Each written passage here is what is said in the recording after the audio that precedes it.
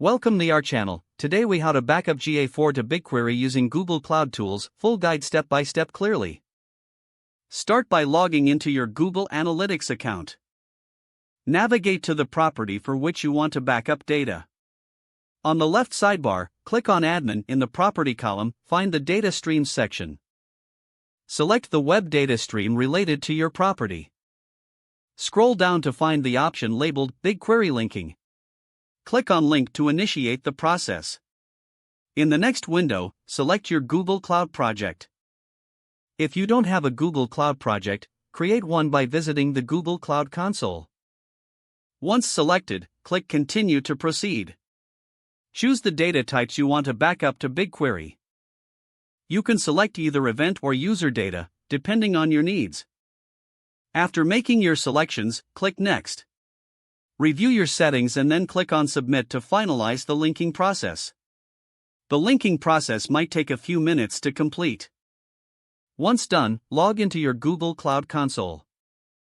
Navigate to the BigQuery section from the main panel. In BigQuery, you will see a dataset created for your GA4 data.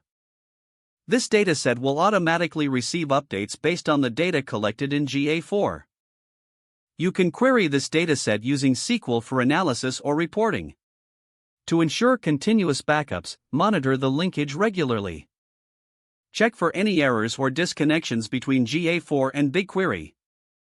Set up notifications in Google Cloud to stay updated on data transfer statuses. You can also run scheduled queries to manage and analyze your GA4 data in BigQuery. Explore various tools within Google Cloud to enhance your data backup strategy. Remember that the datasets in BigQuery are subject to Google Cloud pricing. Review pricing details and metrics usage to manage costs effectively. Familiarize yourself with BigQuery's querying capabilities to maximize your data insights. If the page does not load, refresh the browser or try again in a private or incognito window. Make sure you are using the correct email address, then retype it carefully to avoid small typos. If your password is not accepted, use the reset option and create a new strong password you can remember.